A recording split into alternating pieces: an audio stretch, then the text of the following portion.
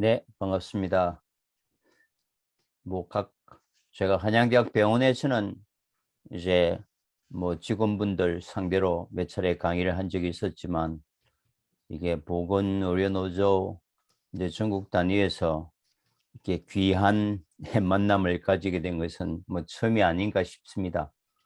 이 또 국제노동강자 중에 이슬람이라는 주제를 선택한 아마 집행부도 좀 이제 해안이 놀랍습니다.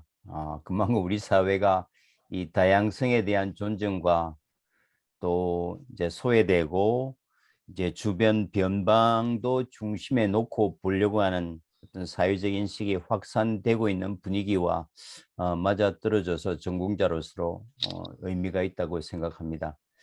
딱딱한 이론 얘기 안 할 거고요. 그 정말 끔찍한 이슬람에 대한 얘기보다도 나와 다른 생각, 다른 가치를 가지고 살아가는 지구촌 4분의 1을 이 언제까지 우리가 오류와 편견 속에 내버려 두고, 또 심지어 적대적 이해 당사자로 만들어 놓고 우리가 글로벌 전략을 얘기한다는 것은 어쩌면 허구는 아닐까.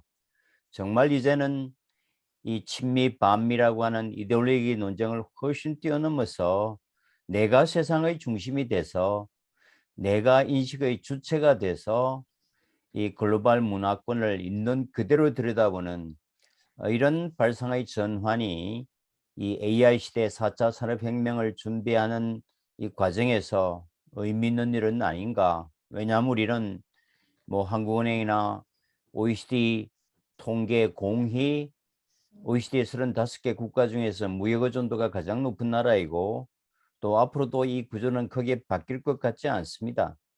그렇다면 정말 해외 시장 1, 2% 점유하는 것도 우리에게 큰 의미가 있는데, 지구촌 4분의 1을 이대로 내버려 둘 수는 없다. 공감할 수 있는 부분이라고 생각합니다. 저는 인문학자지만 참 힘듭니다. 왜냐하면 최근에 이제 AI 시대가 진행되면서 모든 것이 자동화 또 빅데이터가 움직이면서 사람을 점점 대신해 가고 있지 않습니까? 또 플랫폼이니 사물 인터넷이니 저도 아이들하고 소통하기 위해서 제페토 깔아놓고 메타버스 한번 해보려고 하지만, 이거 매일 아이템 구입해야 되고 매일매일 업데이트 해야 되고 쉬운 일이 아닙니다. 심지어 페이스북도 못 해보던 사람이 그건 안 할 수가 없잖아요. 이런 이제 놀라운 어떤 사회적 변화를 따라잡고 공부하고 새로운 인식을 쌓아가는 것은 중요하죠. 이 새로운 창조적 시대. 그래서 새로운 것을 따라가고 보는 것은 중요하지만, 우리 삶 속에 익숙히 들어와서 체화되고 있는 그런 고정관념을, 어떤 편견을 버리고 새로운 눈으로 얻어가는, 끌어안는, 또 거기서 인사이트를 얻는 이런 노력과 공부도 못지않게 중요하다. 저는 그런 생각을 인문학적, 특히 문화인류학 전공자로서 강하게 해봅니다.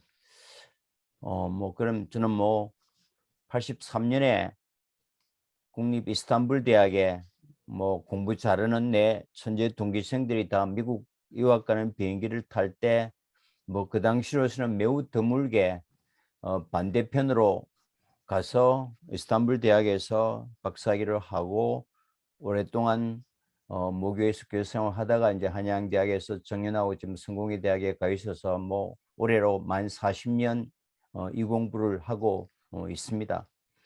이제는 제가 공부했던 이 지역을 조금은 우리 입장에서 대중들과 소통하고 이제 공감하는 역할도 해야겠다. 그래서 요즘은 대중 강연을 비교적 많이 하는 편이고 집필도 왕성하게 합니다.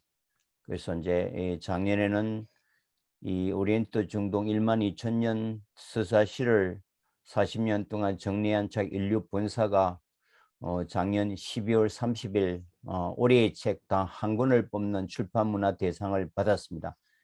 이거는 내 개인의 성취이기보다는 우리 사회가 정말 뉴스만 보면 사회가 금방 무너질 듯이 이 양극화 이념 논쟁으로 엉망진창인 것 같지만, 그래도 지식의 저변에는 이런 단단한 다른 가치 또 글로벌 인식이 싹트고 있지 않나 이 지성의 힘에 희망을 얻는 계기가 됐습니다. 그래서 주로 이제 이런 이슬람에 대한 문제와 중동 이 변화가 우리에게는 과연 무슨 의미를 갖게 되는가 뭐 이런 얘기들을 중심으로 풀어나갈까 합니다. 뭐 이슬람 그러면 우리 사회에 팽배해 있는 지금 이 시간에도 대구 대연동에서 얼마 전에 제주 예멘 사건 시리안 난민 연천에 또 뭐 이슬람 캠핑장 반대 시위 지금도 뭐 전국 대여섯 곳에서 계속 이슬람 포비아 이슬람 혐오증 공포증이 기승을 부리고 있는 시기 우리 사회가 가지고 있는 이게 두렵고 불편한 이슬람 인식과 밀접한 관련이 있는 것 같습니다. 어떤 테러와 폭력성, 그죠? 알카에다나 IS 우리가 목격하지 않았습니까? 최근에는 이 탈레반이라는 이 폭압 정권이 만들어내는 정말 입에 담기도 힘든 여성에 대한 가혹한 차별과 박해, 또 아직도 아랍 일부 국가에서 일부 다처를 고집하고 지금 이란에서도 지금 4개월째 히잡 시위를 가지고 수많은 사람이 희생당하고 또 히잡 반대 시위를 공개적으로 벌였다고 지금 수십 명이 사형 선고를 받고 4명이 연이어서 정말 중세시대의 잔혹한 방법으로 공개 처형당하는 이 반문명적 반인륜적 행태가 지금도 일어나고 있습니다. 글로벌 가치 기준에 부합하지 않는 이런 해괴망측한 종교, 문화, 이런 종교가 어떻게 21세기가 한참 지난 지금까지 지금 AI 시대 다른 종교가 쇠퇴되는 시점에 역동적으로 성숙하고 20억 명이나 되는 세계 최대의 인구가 붙들어 매고 성장, 발전, 성숙해 가는가 이해하기 어렵습니다. 그러니까 지금까지 여러분이 가지고 있던 고정관념과 편견을 가지고 100년 들여다봐야 이해 안 됩니다.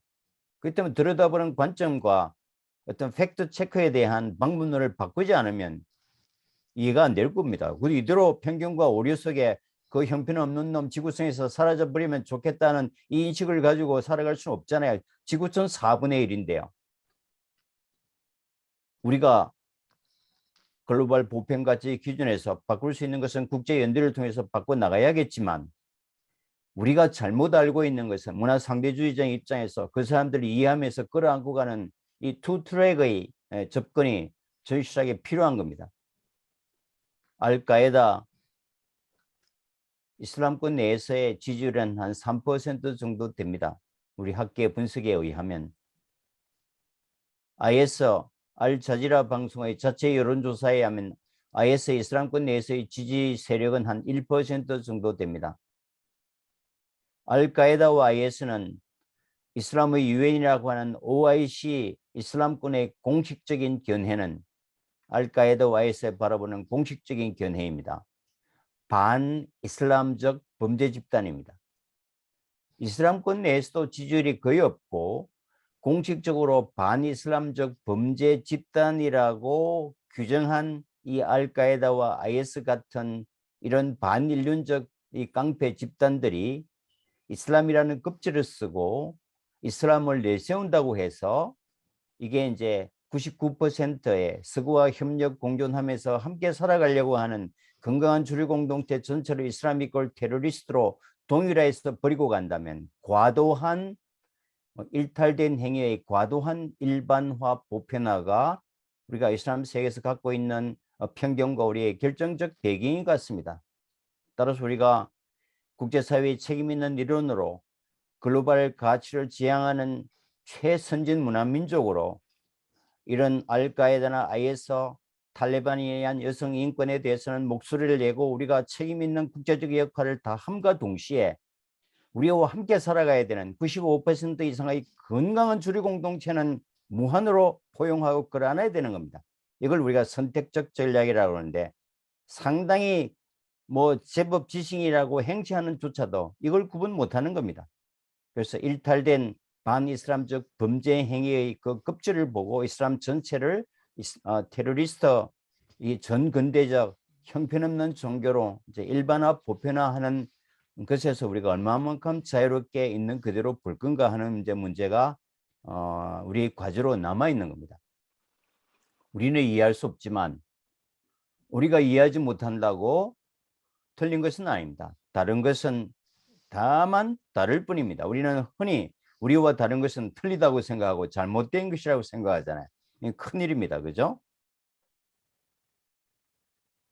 그럼 명예살인, 여성할은 이게 뭐 이걸 인정할 건가? 자, 명예살인과 여성할례는 이슬람 법에서도 명확한 범죄 행위입니다. 근데 우리가 뭐 불교도 예를 적절한 예가 될지는 모르겠습니다만 뭐 살생을 금지한다고 독실한 불교도들은 또 육식을 안 하는 경우가 많고 또 절에 고성들이나 스님들도 육식을 삼가하잖아요. 그렇다고 불교도들 고기 안 먹습니까? 이슬람 법에서 금지되고 잘못된 거지만 명예살인과 여성할례는 어느 사회나 순기능과 역기능이 있기 때문에 일어나는 겁니다. 그렇죠? 그러니까 보니까 명예살인과 여성할례는 이슬람권에서 일어나기 때문에 명예살인과 여성할례가 이슬람 법이나 관습에서 허용되는 것이다. 말도 안 되는 소리입니다. 그죠? 이걸 우리가 좀 구분해야 될 필요가 있는 겁니다. 명확한 반율법적, 반인권적 범죄 행위입니다. 하루 5번 예배 보잖아요. 이게 잘못된 건가요? 고쳐야 될 관습인가요? 이 사람들에게 이렇게 질문을 던져봅니다. 이 분초를 다투어서 지금 화성을 왔다 갔다 하는 이 초스피드 첨단 시대에 하루 5번씩 예배 보니까 너희들이 낙후되고 못 살고 가난한 거 아니냐? 이게 좀 뜯어 고쳐라. 아니 좀 이게 630년에 마감됐으면 지금 1400년이 지난 지금 세상이 얼마나 바뀌었는데 그때 하던 이 5번의 짓거리를 지금도 고집하고 있느냐? 하루 한 번으로 줄이든지 아니면 다른 종교처럼 주일을 정해가지고 그냥 성당이나 모스크 가서 예배 한번 보면 되지. 매일 하루 5번 아침에 해 뜨기 전에 1시간 반, 12시에서 1시 사이에 2번째, 오후 3시, 4시 사이에 3번째, 일몰 시간에 4번째, 잠자기 전에 5번째, 매일매일 5번 예배 봅니다. G20, G20 국가, 이슬람 국가가 3개나 들어가 있고 또 물론 많은 이슬람 국가들이 우리보다 GDP 높은 나라들도 많아요. 20억이나 되니까 20억 모두가 보수 골통 집단은 아닐 거잖아요. 상당히 진보적이고 개혁적이고 글로벌을 호흡하는 이슬람 공동체도 있을 겁니다. 왜냐하면 미국에도 800만이 있고 유럽에도 3,500만의 이슬람 공동체가 있기 때문에 서구에서 살아가는 사람들은 이 진보적인 이슬람 공동체도 있을 거잖아요. 근데 전 세계 어디를 둘러보아도 이 진보적인 이슬람 공동체 내에서도 하루 5번 예배 많다. 하루 정도로 줄이자. 한 번 정도로 줄이자. 아니면 이거 좀 개혁해서 예배 횟수에 대한 어떤 변화를 갖자 하는 지금 논의조차 일어나고 있지 않습니다. 제가 보기에는 향후 10년 이내에 이런 논의가 일어날 가능성도 거의 보이지 않습니다.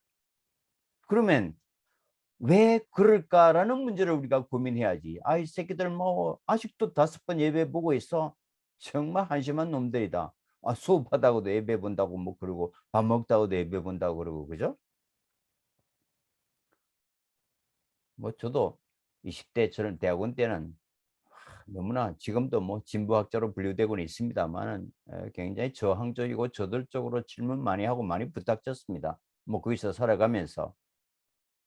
그럼 배운 사람이나 배우지 못한 사람이나 이런 질문하면은 야, 좀 예배 좀 바꾸라. 너 나라가 발전하기 위해서는 대답은 한결같이 똑같습니다. 야, 하루 5번 예배 보는 것하고 사회의 진보 발전과 무슨 상관관계가 있느냐라는 대답을 합니다.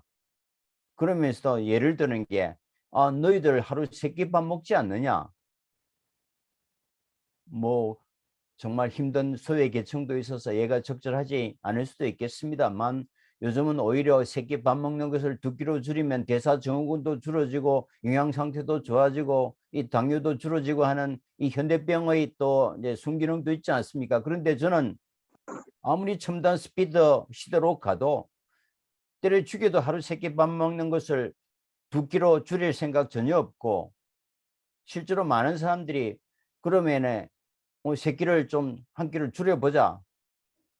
그럼 시장 봐야죠. 요리해야죠. 밥 먹고 또 소화시킨다고 운동해야죠. 설거지 해야죠. 어마어마하게 줄이면 그 시간이 얼마나 많이 줄어들고, 그게 바로 여러분 물질적 자본주의 계산에 의한 프로덕티비티 얼마나 기여가 되겠습니까? 근데도 우리가 한 끼 줄일 생각 안 하잖아요. 저는 10시에 아침 밥 먹고 출근해서 배가 별로 고프지 않은데도 12시부터 점심시간이면 우르르 나가면 굶으면 심리적 박탈감이 대단합니다. 왜 그럴까요? 이건 문화기 때문에 그렇습니다.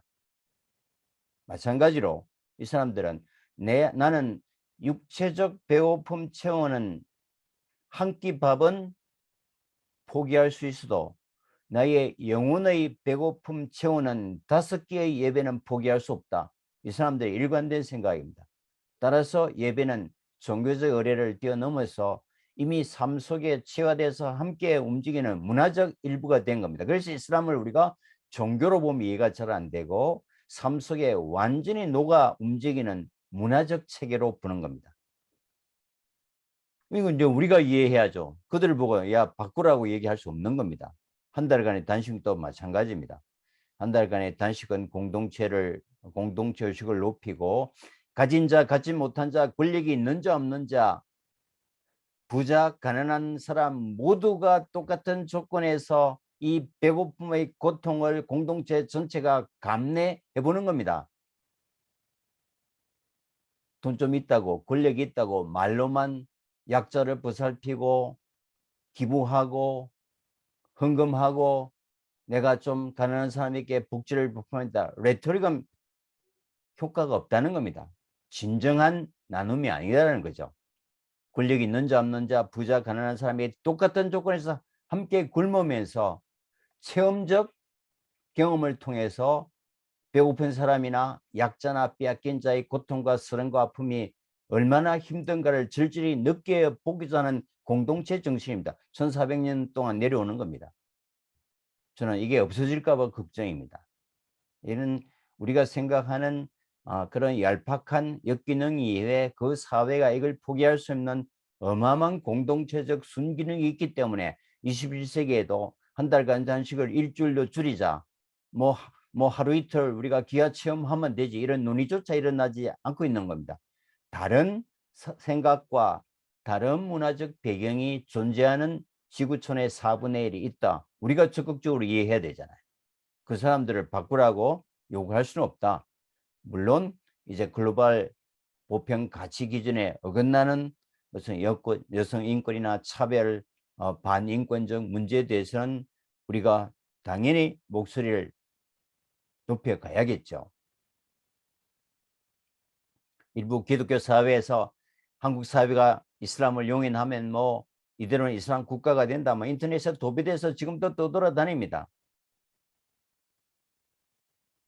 2007년 8년경에는 이대로 외국인 이슬람 노동자들 받아들이고 이슬람을 용인하면 우리가 2020년경 한국은 완전히 이슬람 국가로 갈 거라는 도배가 되어 있습니다. 근데 지금 2020년 넘었는데 이슬람 국가가 됐나요?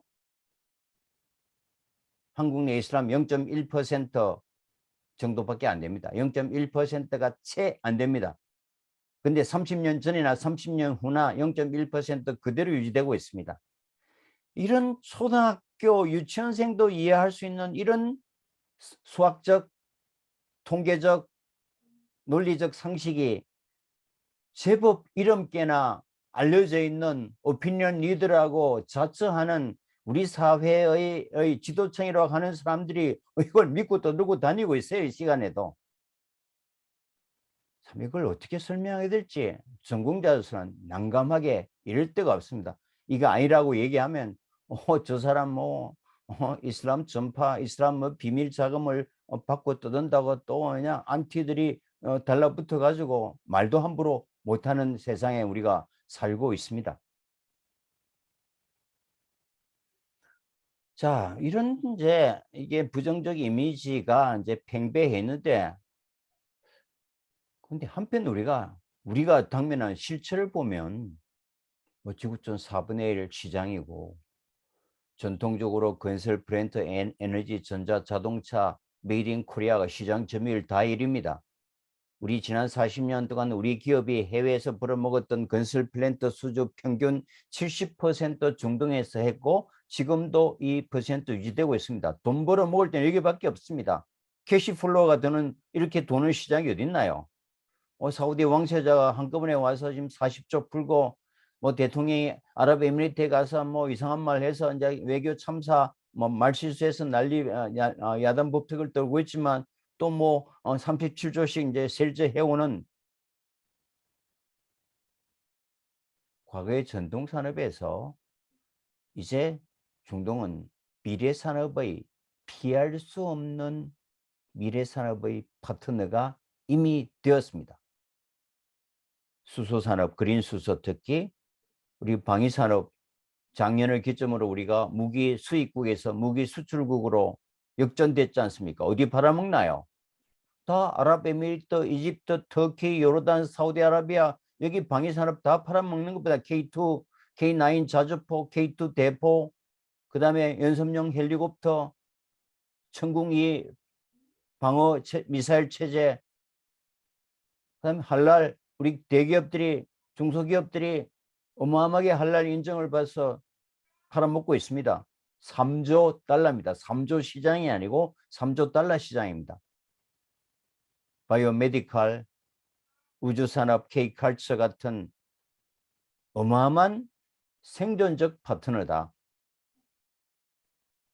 나머지 하나는 지금 이 시각 모든 전문가들이 일치된 견해는 한국에 대한 사랑이, 한류 열풍이 한 코리아 브랜드 가치가 최고의 가치를 구가하는 시장 중동입니다. 이 시각. 대장금 시청률 90% 들어보셨죠? 6개월 평균 시청률 90%, 주몽 85%였고, 겨울 연가 60%였고,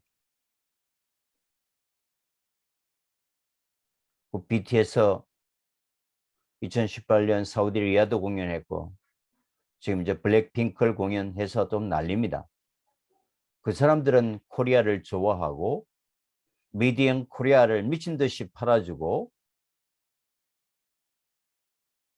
제로에서 출발해서 세계 최고의 기술 강국이 된 코리아를 발전의 롤 모델로 우리에게 가까이 다가오고 싶어 하는데, 우리는 국민 전체가 새카만 색안경을 끼고 적대적 이해 당사자로 버리고만 간다면 언제까지 그 시장이, 그 고객이 무조건 우리를 기다려 주리라는 보장은 없죠. 그래서 조금은 이제 다른 패러다임으로 바라볼 필요가 있다. 그리고 신라시대부터 지금까지 1500년 이상의 문화적 교류와 접촉을 가져왔던, 역사적으로도 우리에게 큰 의미가 있는 지역이다. 그러면 바라보는 관점이 조금은 달라질 수 있을 것 같습니다. 세계에서 제일 큰 여론조사 기관이 여러분 많이 들어보셨던 퓨 리서치 센터가 2021년 통계를 발표했습니다. 아마 몇 달 있으면 2022년 통계가 곧 나올 것 같습니다. 2021년 통계로 처음으로 이슬람권 인구가 20억을 넘어섰습니다. 뭐 금년에는 인구 증가율 2%로 보면 뭐 한 22억 정도 되지 않을까 이렇게 추산합니다. 이슬람 국가로 유엔에 가입하고 있는 나라가 정형국 기준으로 57개국입니다. 20억 57개국, 지구촌 4분의 1에 해당되는 세계 최대 단일 문화권이고, 이 세계가 여러분 아시다시피 에너지를 중심으로 자원과 월스트리트 금융을 실제로 움직이는 자본까지 가지고 있습니다. 뭐 오늘은 이 전체 이슬람 세계를 다 할 수는 없고, 아무래도 우리의 경제적 이해관계, 또 의료 관광의 이제 주된 관심인 중동에 초점을 맞춰볼까 합니다. 뭐 그걸 흔히 우리가 중동을 메나, 전문 용어는 미들 이스트 앤 노스 아프리카, 흔히 중동이라고 하는 나라는 25개 나라입니다. 노랗게 표현된 나라들이 아랍어를 쓰는 아랍 국가고 중동에서 아랍어를 쓰지 않는 나라는 터키, 이스라엘, 이란 세 나라는 각각 자국말이 있습니다. 이란은 언어적으로는 인도 유러피안 영어에 가장 가깝고 종족적으로는 코카사스계 백인 그 중에서도 인도 아리안계입니다. 아리안이 이란입니다. 이란 아리안이잖아요. 그래서 히틀러가 홀로코스트를 자행할 때 내걸었던 레토릭 중에 하나가 이 아리안족의 순수성을 유대 유색 인종으로부터 지키기 위해서 유대인 학살을 내걸었습니다. 다시 말하면 이란 민족들 아리안족은 게르만 백인의 성골 중에 성골입니다. 따라서 여러분이 이란 노조 관계자들이나 공직자들이나 이런 이제 연대나 협상이나 미팅 하실 때 이란 파트너에게 아유 아랍 반복적으로 얘기를 하면 민족적 모멸감을 느낍니다. 이란 사람에게 계속해서 아랍이라고 얘기하면 나는 당신과 상종하지 않겠다. 나는 당신과 비즈니스 하지 않겠다는 것과 거의 동의어에 가깝습니다. 여러분 의료 관광 많이 하시잖아요. 한 병원 병실에 이제 VIP 이란 고객과 VIP 아랍 고객을 한 병실에 2인 병실에 같이 눕혔다. 그럼 100% 실패합니다. 두 사람 중에 한 사람은 다른 병원으로 옮길 병실 이동을 요청해서 안 받아 다른 병원으로 옮길 거고 기분 나쁘다고 두 사람 다 떠나갑니다. 실제로 제가 뭐 한양대학 국제병원에 이제 자문도 하고 있습니다만은 이런 케이스들이 빈번하게 일어납니다. 그러니까 우리는 사실 뭐 아랍이나 이란이나 이슬람이 그놈이 그놈 같잖아요. 이렇게 다른 겁니다. 결론적으로 아랍과 이란은 하늘과 땅만큼 다른 개념이고 지구상에서 가장 사우디에 강력한 적은 1번 이란입니다. 그 사람들 같은 이슬람을 믿는데 이슬람은 뭐 형제라며 옛날에 개먹은 얘기입니다. 60년 70년 한때 이슬람주의나 아랍 민족주의가 트렌드처럼 기승을 부리던 데 있었지만 다 지나갔습니다. 지금 이 시각 중동은 이슬람의 종교적 연대나 순니 시아파라는 종파적 이해관계를 뛰어넘어서 첫째 왕정 이익과 개별 국가 이익, 둘째 자기가 속해 있는 부족 가치가 어떤 종파적 종교적 이념보다 상위의 개념입니다. 어떤 바보 같은 나라도 국가 이익을 해치면서 종교적 연대에 탐닉하는 국가는 아예 존재하지 않습니다. 이 키워드를 잘 이해하시면 중동을 읽어내는데 오류를 크게 줄일 수 있습니다. 우리는 21세기 첨단을 살면서 또 다른 문화권을 바라볼 때는 3, 40년 전의 그 전근대적인 고정관념과 패러다임과 모습으로 바라보는 겁니다. 글로벌 전략의 핵심은 here and now입니다. 지금 이 시각의 관점으로 봐야 거기서 유효한 협력적 미래 전략적 파트너십이 구축되는 겁니다. 고정관념을 여러분이 학교 다닐 때 배웠던 거 다 던져버리십시오. 세상은 우리만 변한 것이 아니라 그 사람들도 다 변화가 있고 변했습니다. 그래서 이슬람의 종주국인 사우디아라비아가 같은 형제였던 이란을 버리고 지금 이스라엘과 군사 동맹체를 경제 동맹체를 결성하고 수교 협상을 하고 있습니다. 그죠? 터키는 터키말 같이 있고요. 우리 알타이 중에서 알타이고 6.25 때 15,000명을 보내서 우리를 지켜주기 때문에 우리의 형제의 나라라고 합니다. 터키는 참 고마운 나라입니다. 이스라엘은 이스라엘 말 따로 있고 그래서 아랍은 중동은 22개 아랍 국가와 아랍을 쓰지 않는 터키, 이스라엘, 이란 25개 나라로 구성되어 있다. 아랍어를 쓰는 나라는 한 5억 명 정도의 인구에 유엔 6개 공용어이고 아랍어는 대한민국 고3 수능생 제2외국어 선택 1번 지난 10년간 아랍어입니다.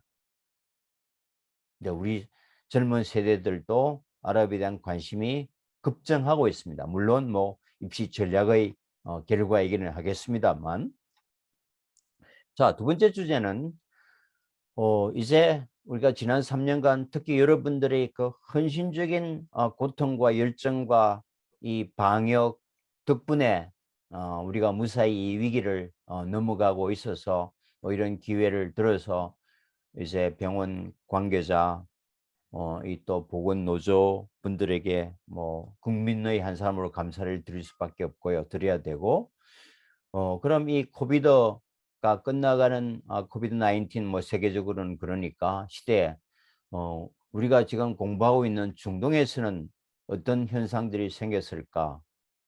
물론 글로벌 전체가 이 지난 3년간 국민 건강을 지키는 방역과 백신 접종 또 자영업자를 중심으로 하는 경제적 어려움을 경감하고자 하는 두 마리 토끼를 잡기 위해서 모든 글로벌 정부가 올인해 왔고 우리도 비슷한 상황입니다. 중동도 마찬가지였죠. 근데 중동 이슬람권에서는 이 국민 건강을 지키고자 하는 방역과 백신 그리고 경제적인 어려움 이외에 미처 우리가 상상하지 못했던 놀라운 종교 사회적 변화가 일어나고 있고 이것이 우리에게 주는 함의가 결코 가볍지 않다. 이런 얘기입니다. 중동에서 코로나가 유행했던 것은 이란에서 출발합니다. 이란발 코로나가 중동 전역에 급속히 확산됩니다. 그는 중국과의 문제였습니다. 이란이 지난 42년간 미국의 아주 지독한 경제 제재를 받으면서 유일한 생필품 생존의 의존 창구 채널은 중국이었습니다.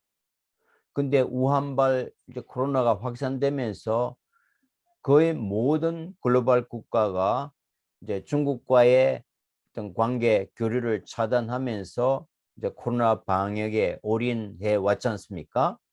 근데 이란은 그 경제적인 위기 상황에서 중국이라는 유일한 생존적 채널을 자를 수가 없었던 겁니다. 얼마나 큰 고민을 했겠습니까?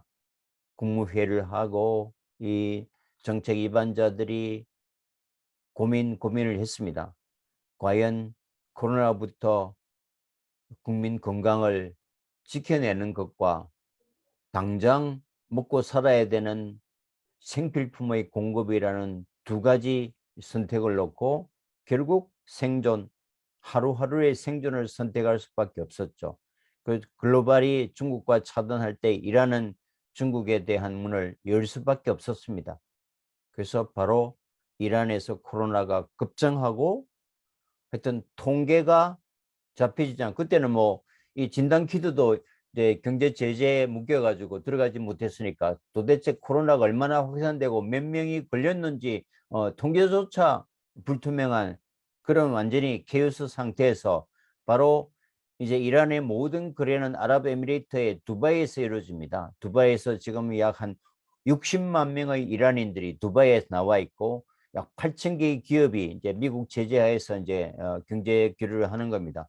그게 이제 아랍에미레이트의 두바이인데 그래서 이란과 이게 아랍에미레이트는 생존적 협력 파트너인데 이게 이번 대통령이 UAE 가가지고 UAE 적은 이란이다 그랬으니까 이거는 이란이 있을 수 없는 생존적 협력 파트너의 UAE를 적으로 그러고 이 UAE 사람들도 지금 당황하고 있는 거잖아요. 우리는 불편한 이웃이지만 이제 전혀 적으로 간주하거나 적으로 우리가 관리하지 않는데 제3국의 대통령이 와서 아랍에미레이트의 적은 이란이다. 그러니까 만간 이제 중동 전체가 발칵 뒤집어지는 이런 이제 외교 참사에 가까운 이제 일이 일어났던 겁니다. 그 모든 이란의 그 생존적 거래가 아랍에미레이트의 최대 도시 두바이에서 일어나고 있는 겁니다. 그러니까 그 이란발 코로나가 두바이를 통해서 중동 전역으로 이제 확산돼 갔던 겁니다. 그러다 보니까 이제 사회가 그걸 통제하기 위해서 우리가 한 제일 먼저 사회적 거리 두기를 했잖아요. 마스크는 기본이고 치열한 논쟁이 벌어졌습니다. 사회적 거리 두기 예배가 이슬람 종교적 율법으로 유효한가 유효하지 않은가? 이 사람들 예배 볼 때요. 이게 비대면 강의니까 이게 제초로 쓰기 어렵네요. 이 사람이 오른쪽 어깨와 왼쪽 어깨 예배 볼 때 위에 그림 보시면 알 수 있죠. 예배 볼 때 완전히 다닥다닥 붙어서 예배 봅니다. 옆 사람과 오른쪽 왼쪽 옆 사람과 어깨를 맞닿아야 됩니다. 만약에 옆 사람과 어깨 사이가 벌어지면 공간이 생기면 그런 사탄의 통로가 돼서 예배가 무효가 됩니다. 그래서 350만 명이 모이지만 이 10초도 안 돼서 일사불란한 이제 줄이 만들어지는 겁니다. 밑에 어느 정도 선도 그어져 있습니다만. 그러니까 이제 사회적 거리두기가 이제 강제되면서 이제 2미터씩 이제 두고 하는 예배가 시작되는데, 이 사회적 거리두기 예배가 종교적으로 유효한가 유효하지 않은가 1년간 치열한 논쟁에 휩싸입니다. 사우디를 중심으로 하는 이 보수 계통들은 말도 안 되는 소리 하지 말아라. 어떻게 공간을 두고 사탄과 함께 예배 본 게 이게 하나님이 받아들일 것인가, 유효하지 않다. 말도 안 된다. 이제 거부 입장이고, 그러나 이슬람의 다수 학파가 전지전능한 신께서 우리의 마음을 왜 모르겠는가? 그래서 어쩔 수 없는 사회적 거리두기 예배도 종교적으로 유효하다는 유권 해석에 따라서 이슬람권에서 사회적 거리두기 예배가 이제 용인이 됐던 겁니다. 매일 5번씩 예배 보는 건 절대 의무잖아요. 그 다음에 5대 절대 의무 중에 하나가 평생에 성지순례를 해야 됩니다. 한 번. 근데 코로나 이후에 입국 자체가 완전히 차단됐잖아요. 매번 350만 명이 죽기 전에 이 메카에 있는 이 까만 신전, 요건 하나님의 집이라고 믿습니다. 하나님을 만나서 지금까지의 모든 죄 사함을 받고 천국에 가는 마지막 준비를 하는 것이 성지순례입니다. 이걸 위해서 갯돈 붓고 적금 붓고 저 라틴 아메리카나 중국이나 인도네시아 그 먼 곳까지 평생의 지상의 존재 목표로 이 성지순례를 준비해가면서 살아가는 겁니다. 나쁜 짓 덜 하고 덜 먹고 돈 모으는 거죠. 성지순례가 돈이 많이 들잖아요. 저 지구촌 끝에서 오는 사람들에게는. 근데 죽음이 가까워 왔는데 순례를 못하게 됐습니다. 지금까지 살아왔던 삶의 목표가 사라지고 자기의 존재 가치가 의미가 없게 되는, 그래서 이 사람들은 이걸 현상을 두고 이거는 스피리추얼 패닉 상태다. 영적인 패닉 상태다. 여기 나와 있네요. 그러니까 미처 이 경제적인 문제, 보건 방역이라는 이런 글로벌의 문제와는 전혀 다른 문화적, 종교적, 영적인 문제가 생기가 나게 되고, 그래서 그 문제를 해결하기 위해서 그 다음 해 그 장애인과 노약자들을 중심으로 6천 명만 허용해서 사회적 거리두기 순례를 하는 겁니다. 350만 명이 모이던 이 모습이 아래 모습으로 바뀌게 되는 겁니다. 이 사람들은 철저한 대면 문화입니다. 그 대면의 중심이 바자르입니다. 시장이죠. 시장은 쇼핑 장소만 아니라 여기서는 공동체 담론이고 혼담이 오가고 비즈니스가 논의되고 동네 가십이 회자되고 또 공동체 여론이 형성되는 이제 그리스의 아고라나 로마의 포럼 같은 역할이 바자르 시장인데, 이 집합 금지 명령에 의해서 시장이 폐쇄됩니다. 그리고 이 사람들 만나면 악수하고 앉는 법이 없습니다. 동성끼리는 서로 끌어안습니다. 끌어안고 오른쪽 왼쪽 오른쪽 소리가 쪽쪽 소리가 나도록 키스 스킨십 하면서 그러는 상태에서 15분 인사합니다. 5분 날씨 얘기, 5분 동네 얘기, 5분 뭐 개인 얘기 한참 하고 헤어지거나 가던 길을 가거나 아니면 의기투합하면 옆에 카페에 앉아서 알코올 한 잔 먹지 않고 에스프레소 커피 한 잔 갖다 놓고 3시간 4시간씩 떠드는 철저한 대면 문화입니다. 동성끼리 이성끼리는 위험합니다. 근데 이게 이제 못하게 하니까 1400년 만에 처음으로 정말 불편한 비대면 문화를 받아들이지 않으면 안 되는 새로운 문화 현상이 일어나게 되는 겁니다. 언택트 문화라는 것을 경험합니다. 지구상에서 가장 강한 이 대면 문화권이 갑자기 코로나 이후에 언택트의 일상화, 정말 쉽지 않을 겁니다. 그 사람들에게는. 그래서 우선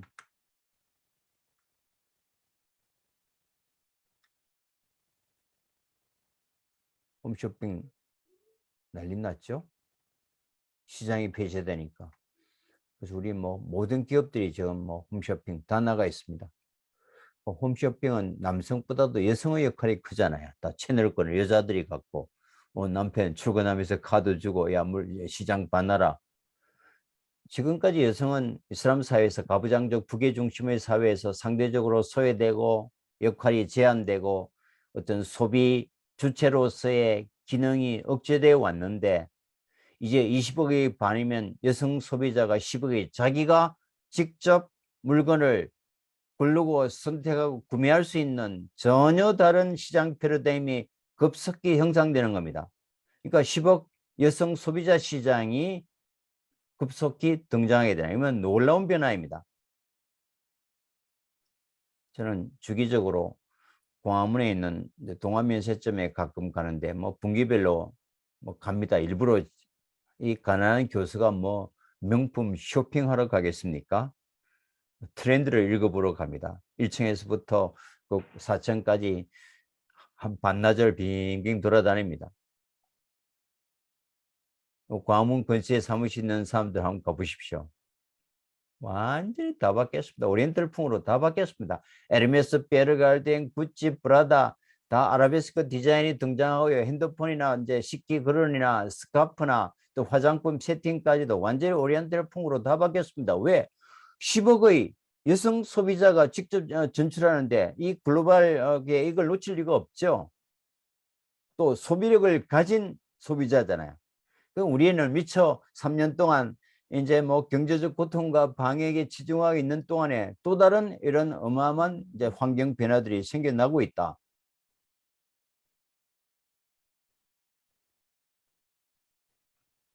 경제적인 문제를 잠깐 보면 왜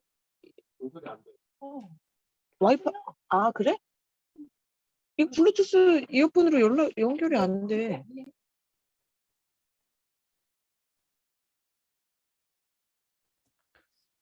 이제 코로나 이후에 이제 문화적 종교적 변화 또 그것이 이제 시장 환경에 끼치는 영향과 함께 중동의 성장이 또 다른 중요한 변화가 하나 생겨나고 있습니다. 앞으로 여러분 이제 의료 관광을 이제 본격적으로 준비할 때도 이런 변화들을 읽어내야 되는 거죠. 효과적인 이제 환자 유치나 관리를 위해서도 필요합니다. 이런 정세 변화들이. 현재 미국은 중동 석유 단 한 방울도 수입하지 않습니다. 지난 50년간 석유는 미국의 절대 국익이었습니다. 그래서 중동 각국에 군사기지를 가동하고 군대를 보내고 어마어마한 무기를 팔면서 이 석유라고 하는 절대 국익을 지키기 위해서 무분별하게 내전이나 전쟁에 개입하고 1차, 2차 걸프 전쟁 일으키고 이라크 전쟁 일으키고 아프가니스탄 침공하면서 실제로 전쟁도 일으켰습니다. 가끔은 국제법이나 유엔 안보리 결의안을 거치지 않고 일방적인 전쟁도 많이 했죠. 대표적 이라크 전쟁이죠.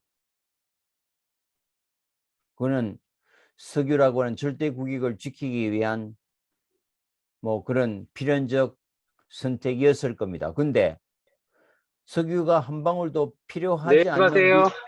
필요하지 않는 중동은 이제 그렇게 어마어마한 국제사회의 비난을 무릅쓰고 개입할 필요가 없잖아요. 그래서 중동을 떠납니다. 미국의 탈중동 정책이 매우 가시화됩니다. 이라크에서 미국이 철수하면서 이라크 전쟁 완전한 실패로 끝났고 전쟁을 일으켰던 조지 W. 부시 미국 대통령은 지금 헤이그 국제사법-재판소의 전범으로 제소되어 있습니다. 물론 재판에 출석할 가능성은 없지만 뭐 인류 전체가 공분을 일으켰던 거짓 전쟁, 가짜 전쟁이고 또 실패하면서 미국이 철수하면서 이라크는 그 이튿날 국민의 80%가 반미로 돌아서 버렸습니다. 시리아 내전에서 미국이 철수하면서 시리아 내전은 러시아의 승리로 완벽하게 끝이 났고 그 독재자 아사드 정권은 펄펄 되살아났습니다. 예멘 내전에서 미국이 빠지면서 예멘도 후티 반군이 지금 승리를 눈앞에 두고 있습니다. 정권 집권을 눈앞에 두고 있습니다. 20년간 전쟁했던 아프가니스탄에서도 그 포갑 정권인 탈레반과 전격적으로 1년 10개월의 직접 평화 협상을 통해서 탈레반에게 피 한 방울 흐리지 않고 정권을 고스란히 물려주고 그냥 철군해 버렸습니다. 그래서 미국이 탈중동 전책이 우리 눈앞에서 펼쳐지고 있습니다. 그냥 미국이 완전히 떠나버리면 좋을 텐데 완전히 못 떠나는 겁니다. 왜? 미국의 핵심 산업은 첨단 산업이고 첨단 산업의 핵심이 우리가 말을 안 해서 그렇지 무기 산업이잖아요. 영어로는 뭐 하이 테크놀로지 인더스트리 아주 멋있잖아요. 근데 사실은 무기 산업이잖아요. 그러니까 이 무기 산업에서 미국이 전체 무기 산업 52%를 장악하면서 세계 초강국으로서 경찰 국가로서 존재해 왔던 게 그 산업이 기반이 됐기 때문에 그러잖아요. 근데 미국 무기 10대국 중에서 7개가 중동 국가입니다. 그중에 35% 미국 무기 전체 수입의 약 35%를 사우디아라비아 한 나라가 가져갑니다. 옛날에는 한국과 이스라엘이 미국 무기 수입 1, 2위를 차지한 적 오랫동안 그랬습니다. 경쟁했고 지금은 우리 다 5위권으로 빠졌고 사우디아랍에미레이트, 카타르, 쿠웨이트, 이집트, 터키 10대 무기 수입국 중에서 7개, 8개가 중동입니다. 미국의 첨단 핵심 산업인데 이 시장을 놓칠 수는 없잖아요. 근데 이제 관리를 해야 돼요. 그 다음에 미국 이제 미국은 세계 최대 에너지 패권국 생산국이 됐는데 세계 제2의 에너지 패권국이 러시아하고 그 다음에 이제 사우디와 아랍에미레이트가 그 뒤를 이어가는데 그게 오펙 플러스 카르텔 체제입니다. 그러니까 산유국과 러시아가 합한 게 오펙 플러스 체제인데 이 사람들이 똘똘 뭉치면 미국이 에너지 패권 국가의 지위를 또 흔들릴 수 있습니다. 그래서 관리를 해야 됩니다. 중동을. 또 무기도 팔아먹어야 되고. 근데 군대를 주둔하지 않는 중동은 효과적으로 관리하기 어렵습니다. 근데 미국에 유일하게 중동에서 의존할 수 있는 협력적 파트너는 이스라엘밖에 없습니다. 그죠? 근데 이스라엘은 아시다시피 25개 중동 국가 중에서 24개의 적국으로 둘러싸여 있습니다. 이런 이스라엘에 미국의 국익을 올인한다는 것은 리스크가 너무 크죠. 그래서 오바마 행정부의 최종적 중동 외교 전략의 핵심은 미국은 직접 개입하지는 않지만 군대를 주둔하지는 않지만 리모트 컨트롤을 하면서 미국의 국익 극대화를 계속 유지하겠다. 어떻게? 그건 다시 말하면 사우디아라비아, 카타르, 쿠웨이트, 아랍에미레이트, 오만, 바레인 같은 석유나는 GCC의 그 산유국의 석유 자금을 누가 관리하나요? 미국의 월스트리트에서 관리합니다. 그걸 유대 금융이 관리해 줍니다. 골드만삭스, 조지 소로스, 리먼 브러더스 이게 다 유대계 펀드고 아시다시피 이 연준 의장은 전통적으로 다 유대인이 하잖아요. 왜냐하면 세계 금융을 걔네들이 다 거의 완벽하게 장악하고 있기 때문입니다.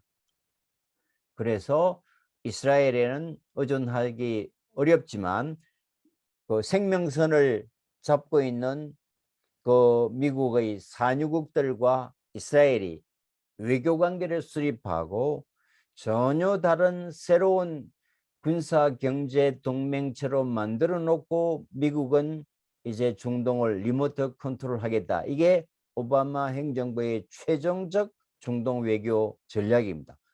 그 전략에 따라서 지각 변동이 일어나는 거죠. 상상하지 못했던 철천지 원수였던 아랍과 이스라엘, 아랍에미리트, 바레인, 수단, 모로코가 이미 이스라엘과 전격적으로 외교 관계를 맺었고요. 수교했고 지금 이 시각 카타르, 쿠웨이트, 오만이 이스라엘과 외교 협상을 진행 중에 있고 이 추이를 봐서 마지막으로 이슬람의 정주국인 사우디아라비아가 이스라엘과 수교함으로써 전혀 다른 새로운 냉정 체제가 지금 구축 중에 있습니다.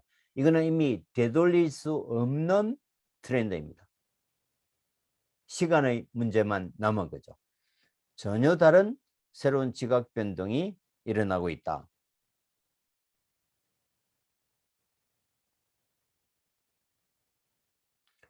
그래서 이 관계를 지금 이 시각 권력 지도를 한 페이지로 정리했습니다. 미국, 사우디아라비아, 이스라엘이 새로운 협력축을 이미 구축했고요. 구축 과정에 있는 건 아닙니다. 이미 구축했습니다. 러시아, 중국, 이란이 반대축이고 터키와 카타르이 중도적인 입장입니다.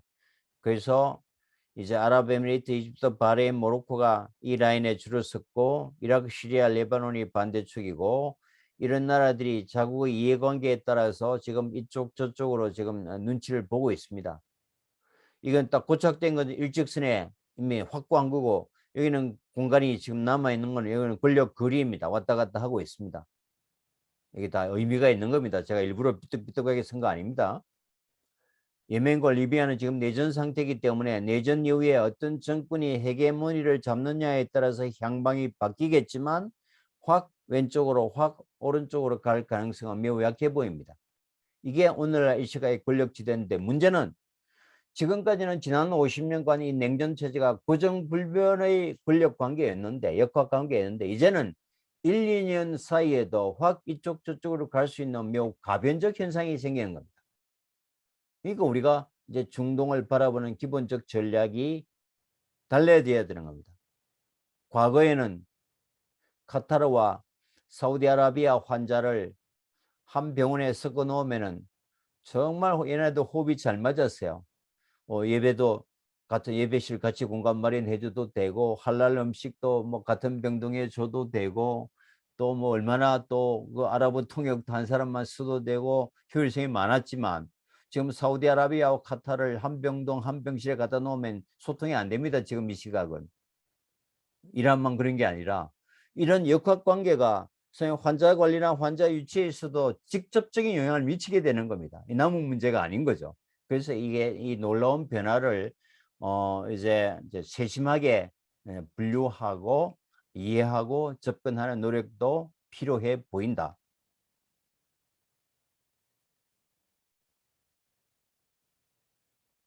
(5분간) 쉬었다 가겠습니다. 12시에 시작해서 11시에 시작해서 12시 한 45분에 마치고 한 5분, 10분 질문을 받는 이런 순서도 하겠습니다. 11시에 시작하겠습니다.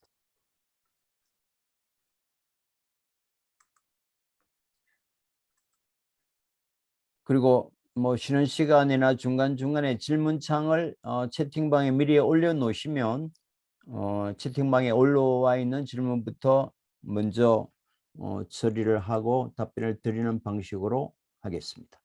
잠깐 쉬겠습니다. 이제 후반부 시작하겠습니다. 후반부는 이제 아프가니스탄 문제, 뭐 지금도 굉장히 곤란스러운 이제 상황, 열악한 상태가 이제 지속되고 있는 것 같습니다. 여기서 이제 뭐 여성의 문제를 잠깐 하나 보죠. 뭐 이런 모습들이 조작된 거 아닙니다. 끔찍한 현실입니다. 이 하이힐을 신고 소리를 내면 공공소음죄로 한 3대에서 5대 맞는다 그러고 화장을 진하게 하다가 화장 냄새를 풍기면 남성 유혹죄로 또 두드려 맞습니다. 책에 손대면 교육 모독죄, 코란에 손대면 종교 모독죄고요. 이게 이슬람 율법의 이름으로 이 탈레반이라고 하는 전무후무한 어떤 폭압 정권에서 자행되고 있는 이 시각 반인권의 글로벌 사각 지대입니다. 우리가 모두 붕괴하고 있는. 근데 여기서 우리가 이 탈레반 정권에 의한 이 극악한 여성 인권 유린이 자 이게 이슬람 율법의 문제일까? 다들 그렇게 생각하잖아요.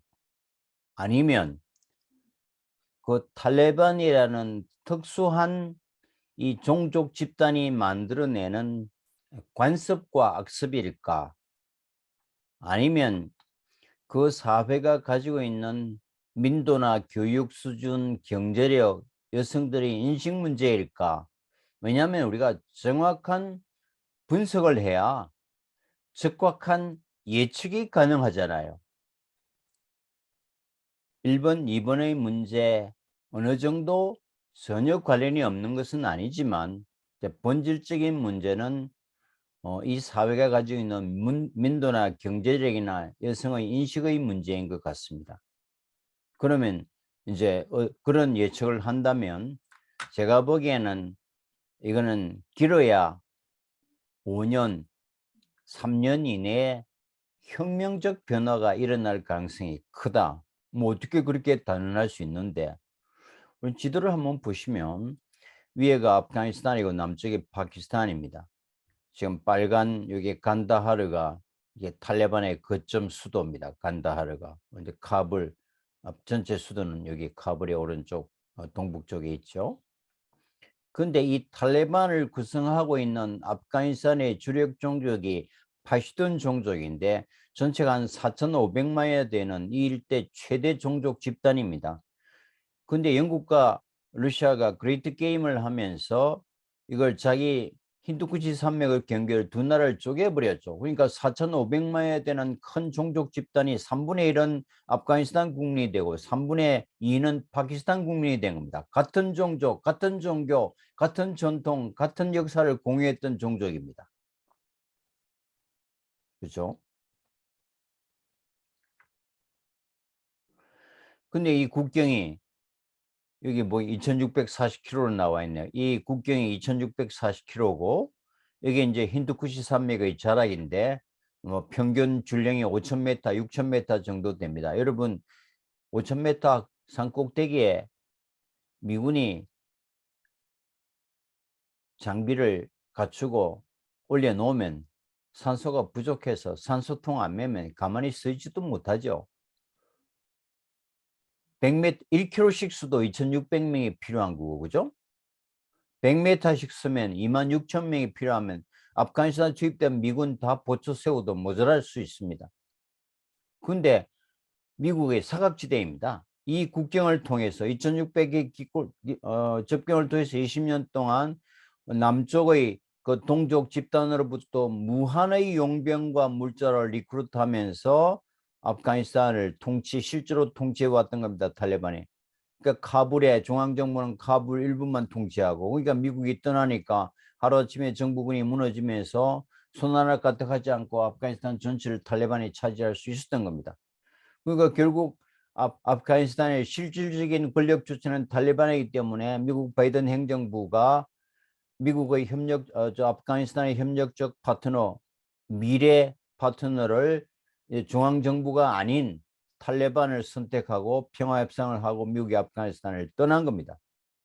남쪽에는 같은 문화, 같은 동족 집단, 같은 종파가 있다고 그랬죠. 근데 파키스탄에서는 오른쪽 위에 누군가요?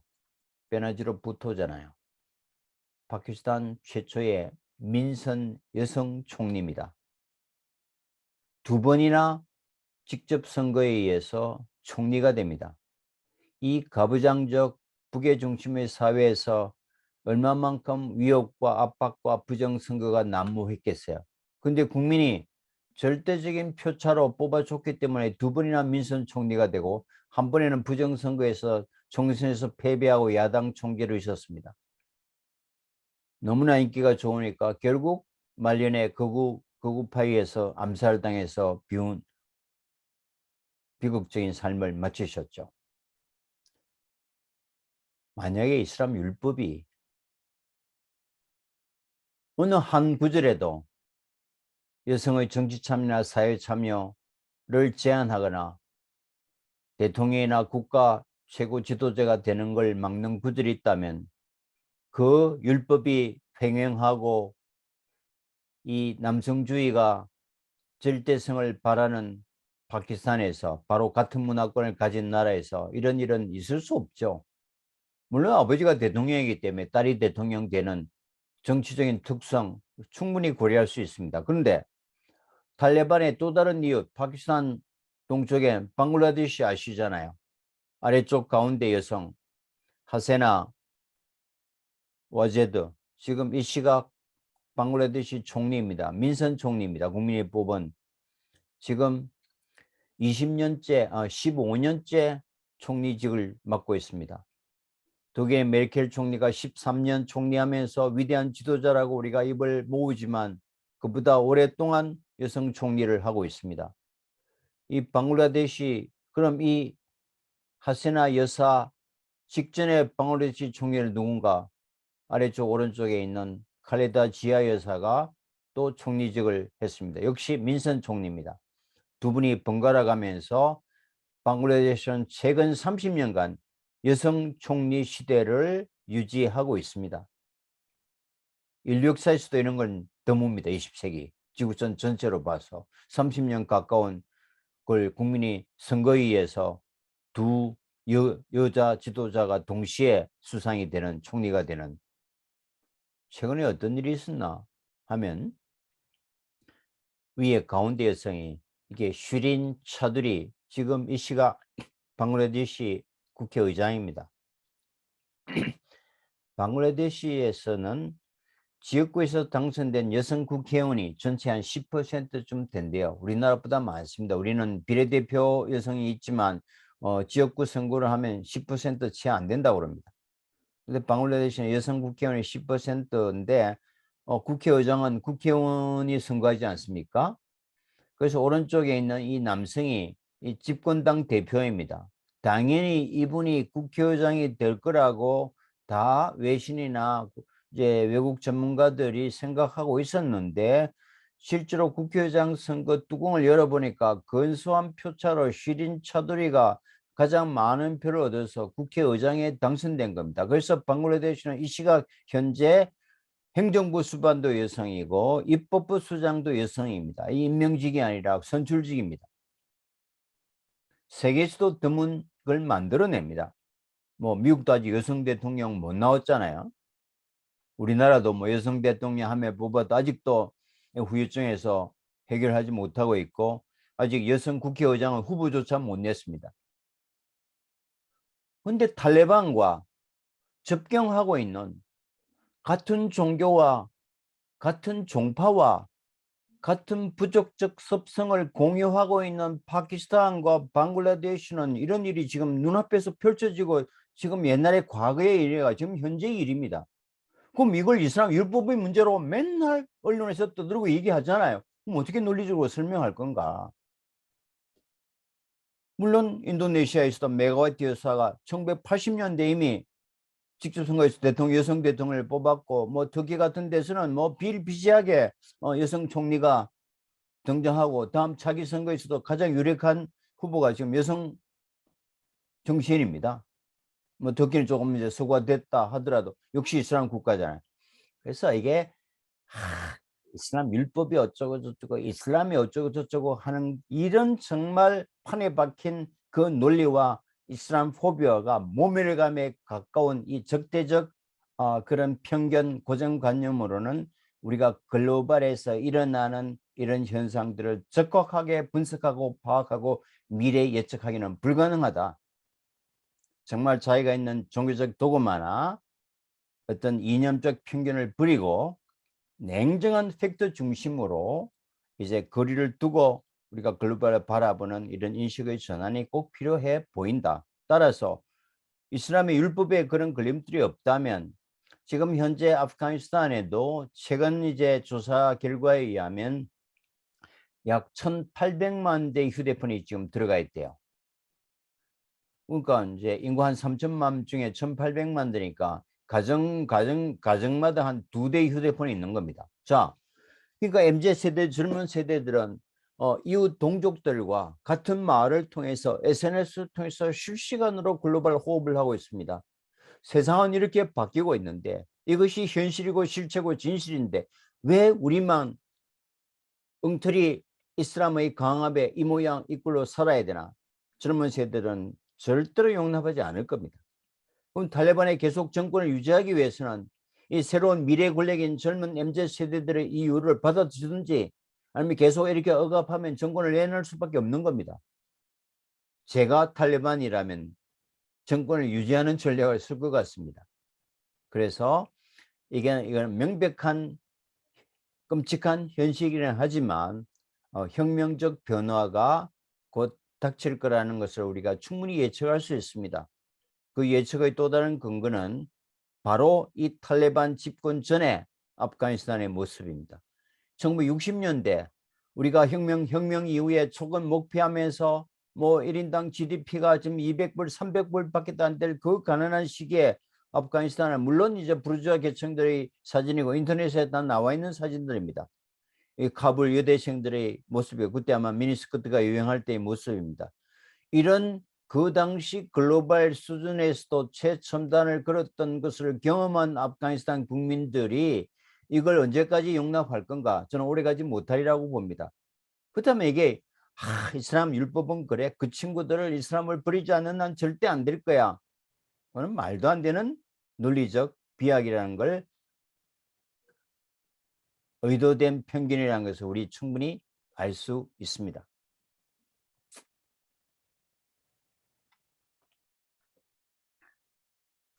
그 다음에 이제 역사 공부를 조금 할게요. 한 600년쯤 되면 인류가 유스티니아누스 팬데믹이라고 하는 인류 역사상 가장 긴 팬데믹을 경험합니다. 우리가 흔히 이제 1450년대 유럽에서 이거 페스트 흑사병을 최대의 팬데믹으로 봅니다만 그는 비교적 기록이 남아있기 때문에 그걸 중시하는, 그보다 더 큰 것은 550년에서 한 750년 사이 200년 동안 이게 유스티니아스 팬데믹입니다. 그러니까 완전히 글로벌 전체가 초토화되고 전쟁이 끊임없을 때입니다. 먹고 살기 위해서. 그 당시 세계의 두 슈퍼파워는 동쪽에 사산족 페르시아였고 그린색, 서쪽에 동로마 제국이 이 400년 유프라테스 강을 경계로 존속하면서 300년 전쟁합니다. 인류 역사상 가장 긴 소모 전쟁을 벌입니다. 이 300년 전쟁의 피지배 주민들의 삶은 어땠을까요? 300년간 약탈, 수탈, 전쟁 경제를 경험했습니다. 300년 동안. 이런 시대적 상황에서는 어떤 정치 집단이 등장해서 의식주를 보장해주고 내일의 삶을 약속해준다면 환영받을 수밖에 없는 역사적 블랙홀 상태가, 정치적 공백 상태가 300년간 기다려져 왔습니다. 이때 이슬람이 등장합니다. 바로 두 제국의 사각지대인 사우디의 메카에서 무함마드라는 상인 집단이 이슬람이라는 새로운 종교로 무장하고 군대 호위를 받으면서 서서히 북상합니다. 이는 장사 집단이니까. 이 하얀 곳, 사막이니까 팔아먹을 데가 없잖아요. 북상해서 서쪽에 있는 노란색 동로마 제국을 툭 칩니다. 그럼 어떻게 되나요? 한꺼번에 케어패당합니다. 왜 그런지 여러분 아시죠? 300년간 수탈에 시달렸던 주민들은 그게 이슬람이건 누구건 상관없어요. 누가 등장했더라도 이런 고통에서 경감시킬 수 있다면 두 손을 들고 환영받을 수밖에 없는 상황. 그래서 뭐 손 한 번 쓰지 않고 케어패당합니다. 다 무너집니다. 그래서 메카를 버리고 최초의 아랍 왕조가 동로마 제국의 수도였던 이 시리아 다마스커스에서 뿌리를 내립니다. 최초의 아랍 왕조가 여기서 80년 도읍합니다. 그리고 오른쪽에 있는 사산족 페르시아와 세 차례 치열한 전투 끝에 이 대제국도 무너뜨립니다. 이 제국도 무너뜨리면서 두 번째 이슬람 왕조가 이 메소포타미아 문명이 축적되어 있는 문명의 보고인 바그다드에 뿌리를 내립니다.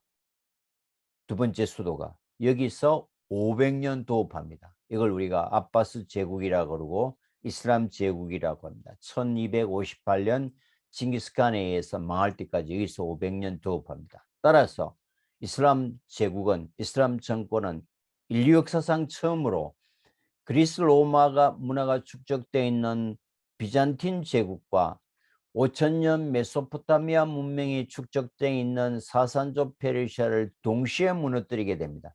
인류 역사상 최초의 종합 문명 영광로를 가동합니다. 이게 이슬람의 성공 요인입니다. 그리고 그 후 1400년 동안 어떤 정권도 메카로 되돌아가지 않았습니다. 아무것도 없는 사막에 누가 나라를 세우겠어요? 종교적 상징으로만 남아있는 겁니다. 그래서 여러분들은 메카를 버리면 이슬람이 훨씬 더 잘 이해됩니다.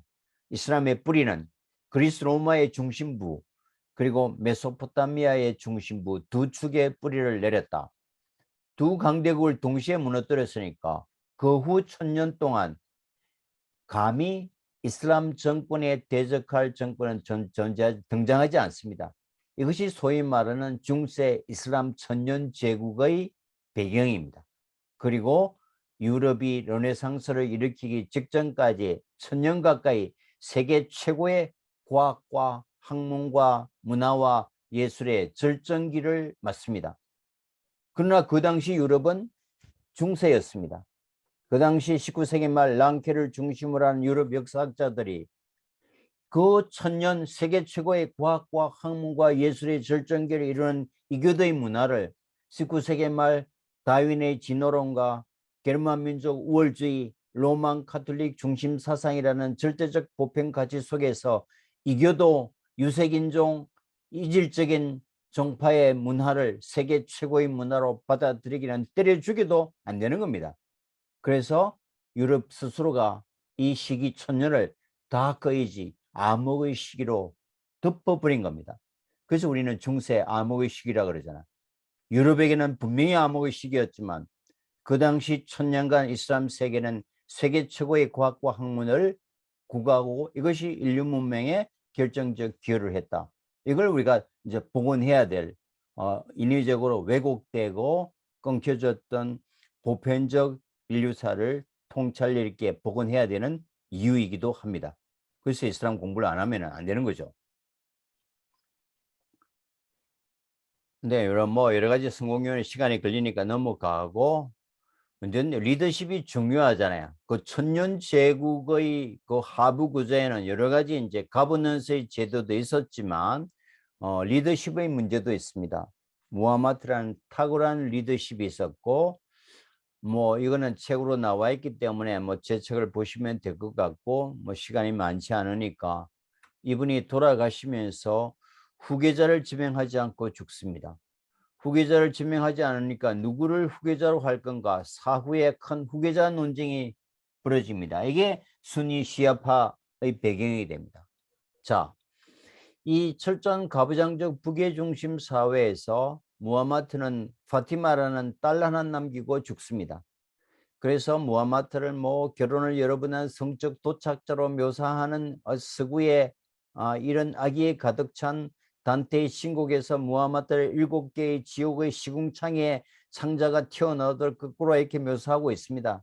이거는 적대적 이해 당사자인 치를 뜨는 유럽의 표현을 그게 세계 최고의 문학 작품 단테의 신곡이라고 우리가 그대로 배웠으니까 이슬람에 대한 객관적이고 올바른 이해를 근원적으로 할 수 없는 겁니다.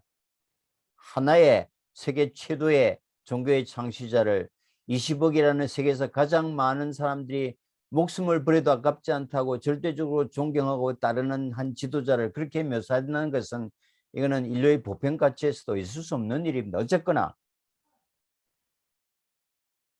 파티마 하나는 딸 하나 남기고 죽으니까 가부장적 사회에서 후계자가 없잖아요. 유일한 부계 혈통이 자기 사촌 남동생 알리가 있었어요. 결혼시킵니다. 지금도 아랍은 사촌 결혼이 허용이 됩니다. 그러니까 이 알리가 부계 사촌 동생인가 동시에 사위가 되잖아요.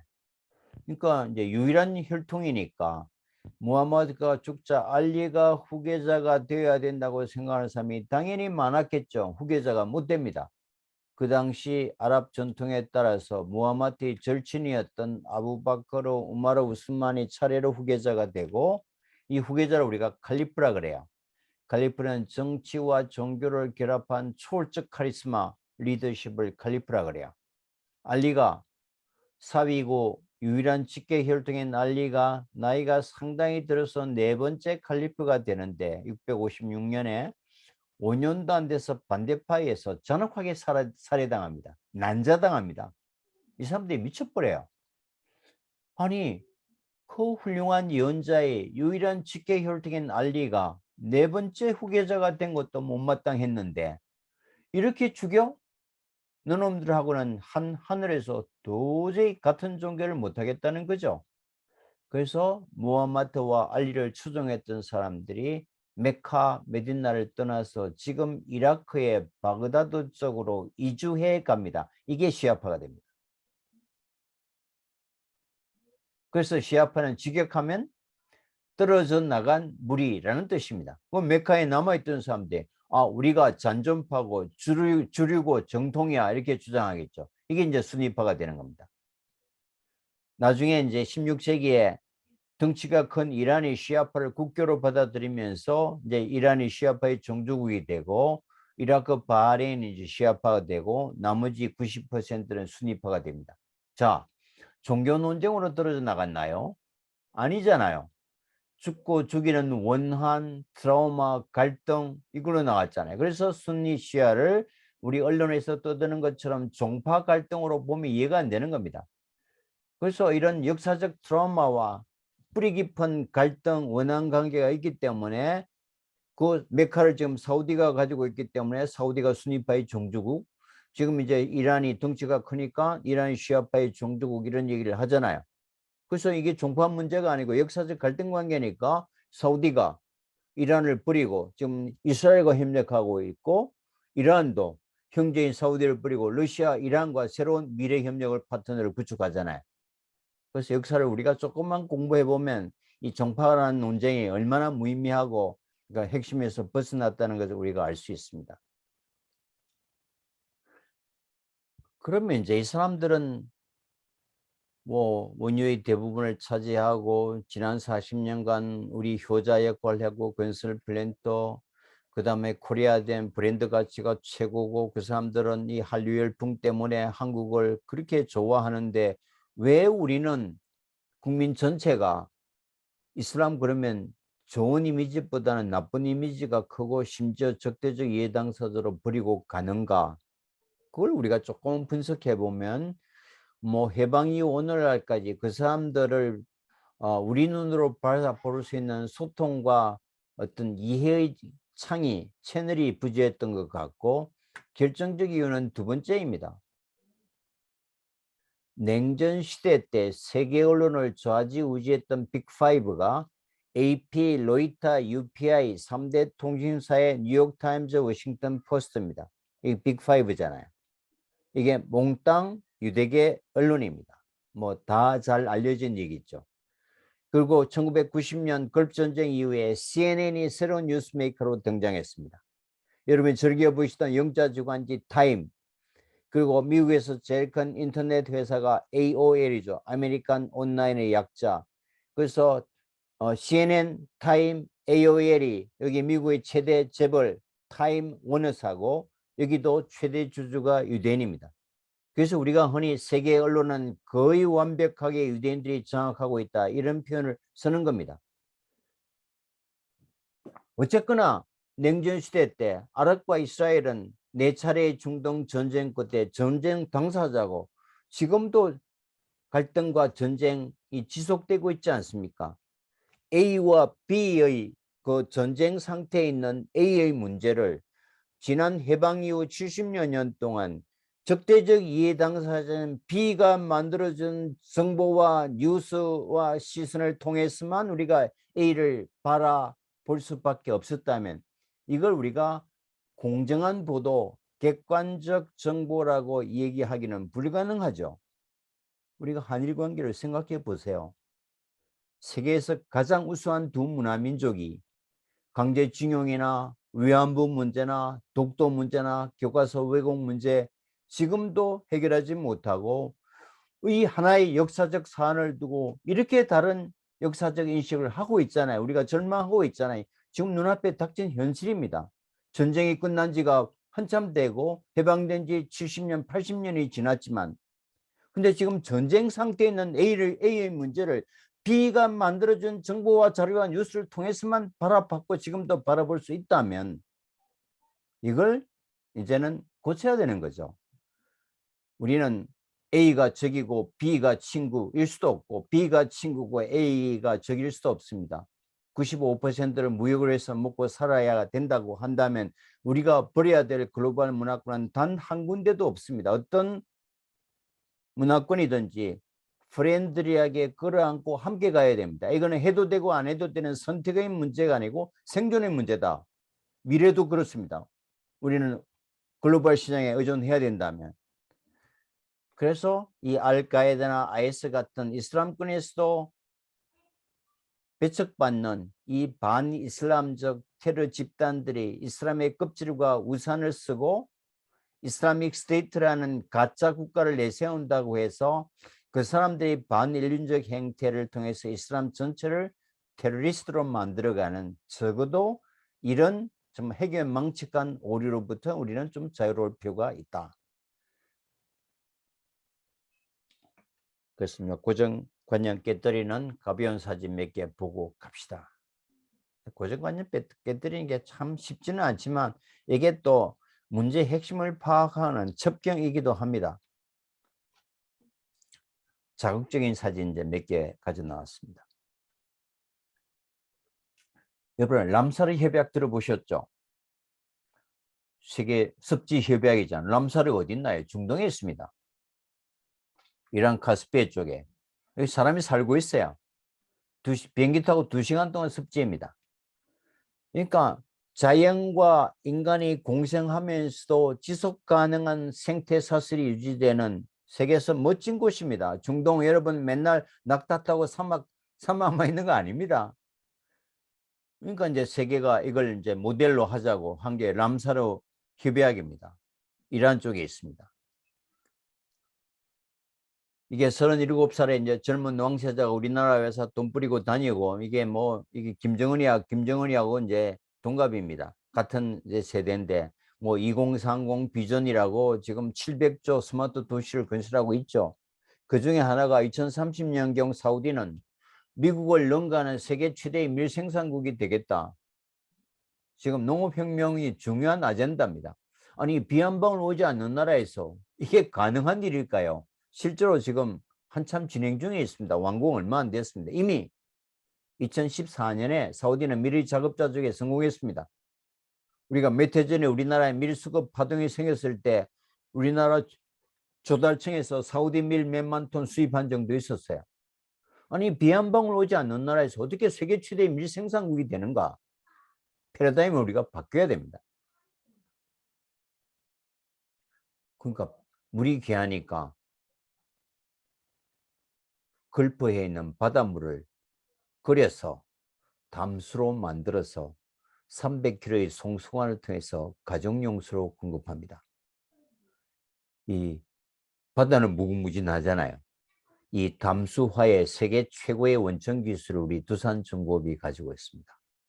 바닷물을 끓여서 담수로 만들어서 지금 사우디 국민에서는 가정용수의 약 70%를 담수에 의존하고 있으니까 물값이 얼마나 비싸겠어요. 리터당 물값이 석유값의 한 4배 정도 됩니다. 이 비싼 물을 대충 쓰고 버리기는 너무 아깝잖아요. 이걸 생활화수를 모아서 재처리합니다. 재처리한 물을 위생상 먹을 수 있다 하더라도 화장실 처리한 물 또 마시기는 그렇잖아요. 이걸 관계수로를 만들어서 농업용수로 사용합니다. 하루에 생활화수가 하면 쏟아져 나오잖아요. 이게 스프링클러 공법입니다. 비행기 타고 헬리콥터 타고 한 30분 가도 밀밭입니다. 사막이라고 해서 모래는 전체 사막의 2%밖에 안 돼요. 나머지는 비가 오지 않아서 건조한 퇴적층이 있습니다. 그게 물기를 대좀 막 자라는 거죠. 24시간 물길이 돌아가니까.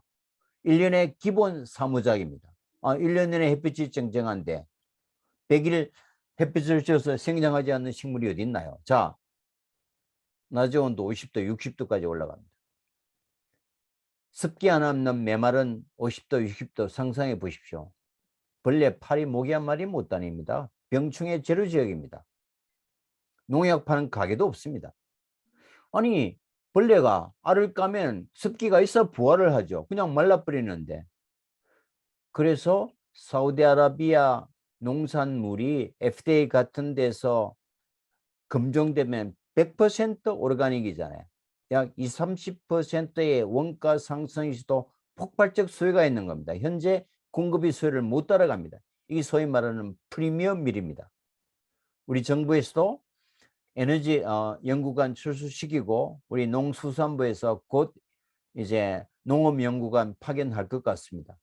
우리가 가지고 있는 세계 최고의 농생명 과학기술과 사우디 자본과 식량 정상 계획이 접목한다면 우리가 먹고 살 수 있는 새로운 성장 동력의 문이 열리는 겁니다. 우리가 OECD 35개 국가 중에서 식량 자급률 최하위고 위기 관리 능력 전혀 없습니다.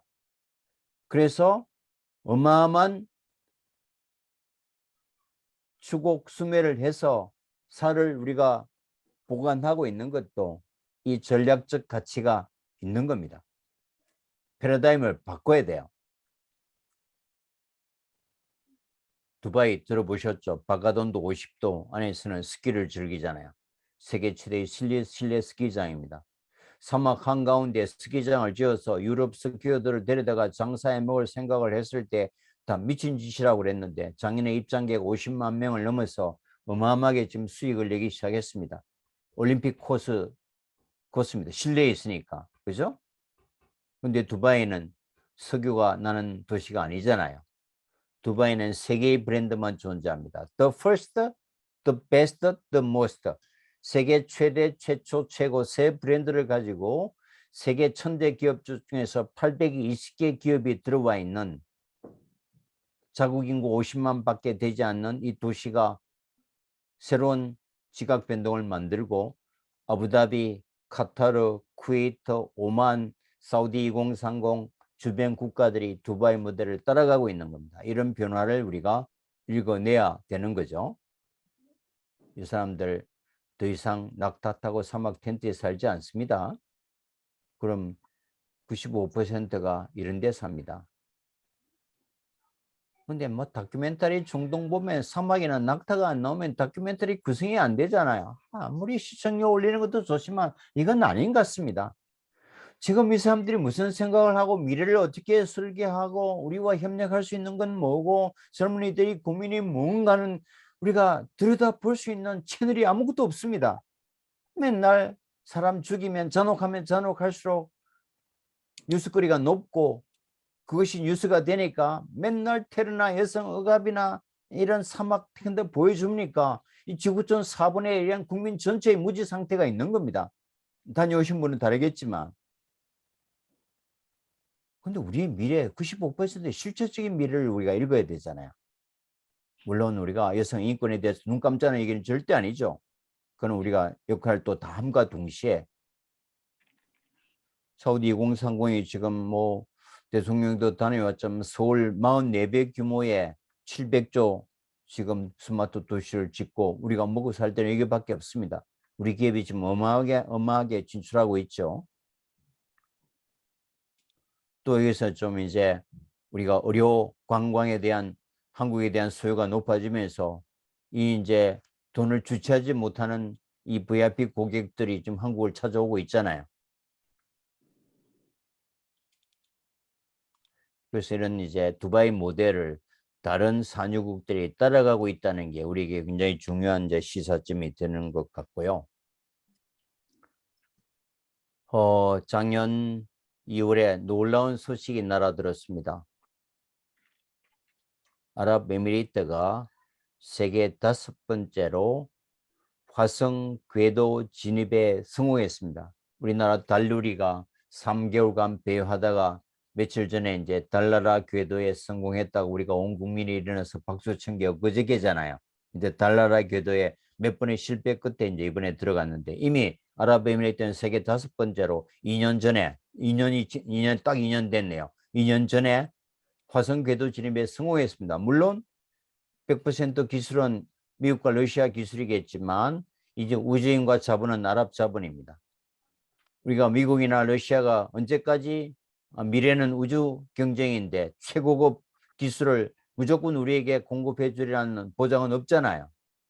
그래서 우리가 대안으로 이제 미래의 먹거리인 우주 산업을 위해서도 협력적 파트너십을 구축할 필요가 있다. 왼쪽에 있는 이 아랍 최초의 우주인이 술탄 빈 살만인데 이분이 우리 카이스트 출신이에요. 그래서 얼마 전에 카이스트 강의를 갔더만 이광영 총장께서 차 한잔 마시면서 이 교수 앞으로 강의할 때 이분이 카이스트 출신이라는 걸 제발 좀 강조해 주세요라고 해서 내가 우리 자랑스럽게 카이스트 출신이라는 걸 자랑스럽게 얘기합니다. 지금 이제 그 아랍에미리트의 우주항공성 장관이 됐어요. 최초의 우주는. 그래서 고정관념을 이제 깬다는 얘기를 많이 했는데, 뭐 마지막 화면입니다. 고정관념. 이 글로벌 브랜드가 다 망라돼서 우리가 매일 마시는 여기 스타벅스도 보이고, 그죠? 스타벅스도 보이고, 뭐 코카콜라, 맥도날드, 뭐 이 브랜드를 보고 여러분이 불편함을 느끼신다면 뭐 글로벌 지수가 문제가 있는 거죠. 근데 이 똑같은 화면을 중동 아랍 시장과 고객들에게 보여주었을 때 우리와 비슷한 생각을 할까요? 그 사람들은 혹시 우리와 다른 생각, 다른 이미지를 갖고 있는 것은 아닐까? 우리는 생각조차 안 했잖아요. 이게 이스라엘을 후원하는 유대계 브랜드입니다. 우리에게는 지극히 당연하고 익숙한 브랜드들도 또한 또 다른 고객과 시장에게는 상당한 불편함과 트라우마를 갖고 바라볼 수 있겠구나. 적어도 95%를 무역을 해서 먹고 살아가야 되는 나라라고 한다면 이걸 알고 모르고는 큰 의미가 있습니다. 중동 환자가 왔다. 뭐 병원에서 콜라 주지는 않겠지만 내 콜라 먹고 싶다 했을 때 아니 코카콜라를 넣어줬을 때와 유대자본이 아닌 펩시콜라를 공급했을 때 그 환자가 느끼는 이 감성의 친절도가 다르겠잖아요. 여러분들도 굉장히 우리가 싫어하는 저 유니클로 반대 운동할 때는 유니클로 안 입기 운동했는데 그죠? 베네통 선물할 때와 한참 반일 감정이 있었을 때 유니클로 주면은 여러분이 같은 감정은 아니잖아요. 지금은 이제 이스라엘과 아랍이 관계가 좋아지면서 실제 현지 조사를 해보니까 코카콜라가 아랍 국가에 많이 상륙해 있습니다, 실제로. 근데 이 코카콜라가 마케팅에 실패했습니다. 이런 문화적 백그라운드도 배경이 있었지만 광고 실패도 한 몫을 합니다. 이게 코카콜라 광고인데요. 여기 카피라이트 있는 겁니다. 영어로 그냥 그대로 가져 나왔습니다. 한 남자가 뜨거운 사막에 완전히 기진맥진해서 기절 상태에 있다가 코카콜라를 마시니까 펄펄 날아다니잖아요. 뭐 민도가 낮으니까 뭐 이런 광고가 왜 먹히는지 하여튼 뭐 최근 광고입니다. 근데 실패했어요. 왜 실패했을까요? 사막을 이상하게 표현해서 그렇죠. 그래서 뭐 그런 표현도 있겠죠. 자, 영어와 우리말은 1, 2, 3 순서대로 왼쪽에서 오른쪽으로 표기하고 왼쪽에서 오른쪽으로 읽어 나가잖아요. 아랍어와 아랍 문화는 오른쪽에서 왼쪽으로 쓰고 오른쪽에서 왼쪽으로 읽어 나갑니다. 활기차진 삶이 쭉 뻗는 거가 됐네요. 그럼 잘 나가던 놈이 코카콜라만 마시면 뻗어버리니까 이게 광고 유발 효과가 있을까요? 이건 뭐 제가 여러분께 웃기려고 가져나왔던 그림이 아니라 코카콜라사 스스로가 선정한 광고 실패 사례입니다. 제공 광고고요. 코카콜라라는 세계적인 다국적 기업도 중동 이슬람 문화를 바라보는 문화적 무리해가 얼마나 심각한가는 단적인 예고, 사실 속으로 우리도 뜨끔합니다. 남을 일 같지 않습니다. 세상은 하나의 모노타입, 단순화된 문화만 존재하는 것이 아니고 굉장히 중층적이고 다층적이고 다변화한 문화적인 인식이 있다. 이걸 이제 이해하는 것이 여러분 같은 이제 우리가 지성들이 근데 해야 될, 갖춰야 될 뭐 그런 자세가 아닌가 싶습니다. 중세 천년 세계 최고의 과학과 학문과 예술의 절정기를 이뤘다고 얘기하는데 이거 뭐 이슬람이 세계에 기여한 게 뭘 있겠어. 그래서 안 믿을 것 같아서 그냥 중학교 2학년 에세이로 한 페이지로 딱 정리해 왔습니다. 이 정도 일상이면 뭐 근사하잖아요. 그죠? 뭐 그리기는 하지만 대충 감을 잡으셨겠습니다만 이 오른쪽에 영어로 표현된 단어들의 어원이 다 이슬람 용어입니다. 대부분이 아랍어고 일부 페르시아가 있습니다. 여러분 매일 마시는 커피라는 단어가 아랍어입니다. 커피 자체가. 인류가 처음으로 커피를 음료로 마시게 된 것도 아랍이고 이걸 카페 문화를 만들어서 유럽에 전해준 것도 중동입니다. 그런데 커피야말로 우리는 유럽 문화의 아이콘처럼 생각하잖아요. 이탈리아를 떠돌리고. 지금 4차 산업혁명 AI 뭐 입만 열면 떠들고 그것도 준비하고 있잖아요. 4차 산업혁명 AI를 움직이는 것은 이제 빅데이터고 빅데이터의 기본적 법칙이 알고리즘이잖아요. 알파고가 이세돌을 이기면서 알고리즘 모르는 사람이 없어졌잖아요. 알고리즘은 4차 산업에 중요한 빅데이터의 핵심 법칙입니다. 연산법이죠. 알아봅니다. 알고리즘이라는 것은 이 법칙을 발명한 10세기 이슬람 수학자 이름입니다. 알고라즘이라는 사람이 이 법칙을 발명했기 때문에 알고라즘이가 발명했다고 알고리즘이 된 겁니다.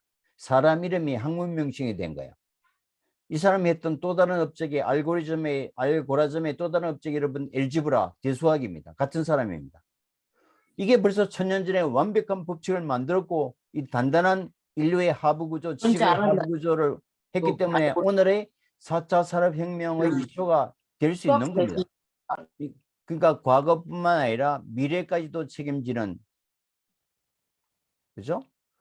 그러니까 이제 이미 우리 삶에 깊숙이 들어와 있는데 이걸 산업혁명 이후에 유럽을 통해서 받아들이기 때문에 유럽 문명의 뿌리고 유럽 문명의 어머니 역할을 했던 이슬람 문명과 과학은 우리가 바로 접촉할 기회가 없었던 거죠. 1970년, 80년대 100만 가까운 건설 노동자들이 중동에 진출하면서 건설이라는 키워드가 등장했고 두 차례 오일 쇼크를 경험하면서 석유라는 키워드가 우리 머릿속에 들어왔고 2000년 이후 알카에다와 IS 같은 끔찍한 테러 집단들이 범죄 행위를 하면서 테러라는 키워드, 그럼 우리 여러분 머릿속에 중동 이슬람을 바라보는 것은 세 개의 키워드입니다. 건설, 석유, 테러. 이건 20세기 후반의 현상학적 키워드입니다. 물론 이걸 우리가 무시하거나 버릴 수는 없겠지만 적어도 지속 가능한 그 문화권과 시장과 고객을 관리하기 위해서는 그 이전 천년의 깊은 인문학적 이해나 문화적 하부 구조도 동시에 바라볼 수 있어야 되는 겁니다. 이게 이제 우리가 인문학 공부하는 배경인 거죠. 빨리 마무리를 하면은, 그러니까 이게 이제 중세 최고의 세계 제국이었다면 제국은 기본적으로 전 세계에 대한 데이터베이스를 하잖아요. 코리아에 대한 데이터베이스도 했습니다. 지금까지 18명의 아랍 학자가 쓴 23권의 필사본에서 신라, 고려, 조선 초기를 묘사한 책이 확인이 돼서 우리 학계에 보고가 되어 있고요. 중국 항주에서 배를 타고 옵니다. 그래서 신라의 섬으로 묘사했고 굉장히 황금이 풍부한 유토피아로 묘사하고 있고 제일 중요한 것은 마지막입니다. 많은 아랍 무슬림들이 한반도에 이주해서 영구 정착했다는 기록을 일관되게 남기고 있습니다. 이게 우리 기록에 나타난 최초의 다문화 사례입니다. 그러니까 우리 삶 속에는, 인종 속에는 이 사람들이 많이 섞여 있습니다. 서용 뭐 이런 게 대표적이겠죠. 최근에는 쿠시나메라는 고대 페르시아 구전 서사시가 대형 박물관 희귀 문서실에서 2009년에 발굴돼서 우리 학계가 지금 발칵 뒤집어져 있습니다. 페르시아 왕자가 신라에 와서 삼국 통일에 혁혁한 공적을 세우고 그 가야에서 만든 강철을 가지고 신무기 기술을 전파해주고 그 삼국 통일에 대한 공헌을 인정받아서 신라 공주와 결혼해서 안착해서 살고 있다가 신라왕이 마련해준 배편을 타고 동남아시아, 인도양을 거쳐서 페르시아로 돌아갑니다. 거기서 이제 고토 회복에는 실패했지만 카스피의 동쪽의 아몰이라는 조그만 도시에서 은둔 왕국을 세우고 그때 신라 공주를 데려갑니다. 거기서 또 왕자를 생산합니다. 신라에 대한 기록을, 세세한 기록을 남겼습니다. 신라의 기후, 지리, 생산물, 궁중어뢰, 음식, 인문 지식에 대한 전체 820쪽 중에서 약 500쪽가량의 신라에 대한 내용입니다. 우리 고대사를 거의 다시 손봐야 될 정도로 그 서사시의 책 이름이 쿠시나메고 이게 제가 가지고 있는 원본 JPG 파일입니다. 이게 2009년 우리가 원본을 힘들게 입수해서 지난 13년 동안 영국, 미국, 이란, 한국 4국 공동 해독 작업을 벌였습니다. 여러분이 내신 세금을 가지고 했던 국책 사업이었습니다.